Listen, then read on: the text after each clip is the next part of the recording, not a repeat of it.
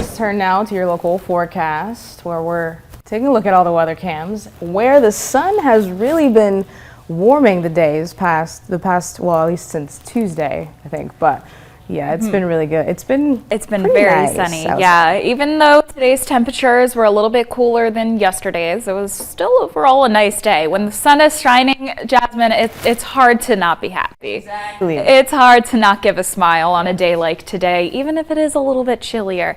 And it's definitely going to be a very chilly morning tomorrow, but our temperatures are going to be on the mend going forward from now through the remainder of the week. So right now, our satellite and radar are showing very clear conditions, as it has been. You almost wouldn't even know that a cold front crossed over us, except for the fact that our temperatures were a few degrees lower today.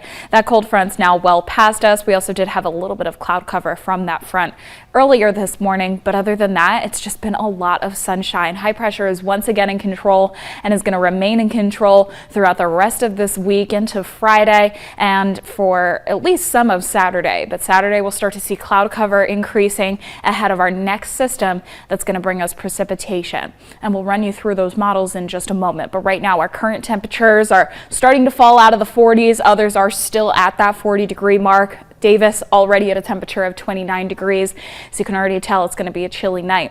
By tomorrow morning, lowlands going to be in the low 20s, higher elevations going to be down into the teens. So a very brisk start to the morning. The past couple of mornings have been chilly as well, but they've been generally average for this time of year. Tomorrow morning, going to be a little bit lower than that. But heading towards the afternoon, our temperatures will get a little bit closer to average than we were able to get to today. We're going to be on that warming trend through the remainder of the week. By Friday, most of us in the lowlands are expected to break that 50-degree mark, so much warmer. By the time we reach Saturday, some southwesterly flow may even have some areas trying to break that 60-degree mark. So Saturday, once again, similar to last weekend, going to be the better day of the weekend rather than Sunday, because Sunday is when we start to see the potential of rain showers coming into the region. There's still some discrepancy on how much rain we're going to see and how much it's going to affect West Virginia. We'll take a look at those models in just a bit, but take a look at your mountain cast for the next couple of days.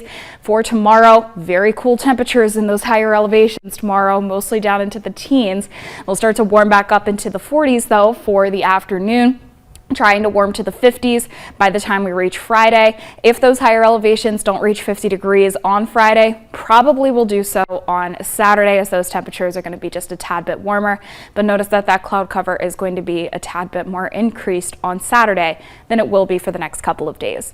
So looking at two different systems for how we expect this rain to play out. This system's going to be generally beginning in the Gulf of Mexico, combining with a system further up towards the north, but this one's really going to take hold, and it's mostly going to be a coastal system. Our models are starting to get a little bit closer in agreement now on how far inland this thing is going to push. As of yesterday, the Euro was a little bit further out towards the coast and showed very little precipitation reaching West Virginia, but that's not the case anymore. We're generally expecting to see, at least by Sunday evening on this model, that we see some rain showers. That's going to continue into Monday, and we're starting to get a little bit more agreement that there is the potential for some lingering mountain snow as those temperatures start to cool on the back end of that front heading into Tuesday morning before clearing out by Tuesday afternoon. As for the GFS model, this one looking a little bit different. It has that rain coming in a little bit sooner on Sunday. So generally by Sunday afternoon is when we're expecting to see rain when we factor in all of our models.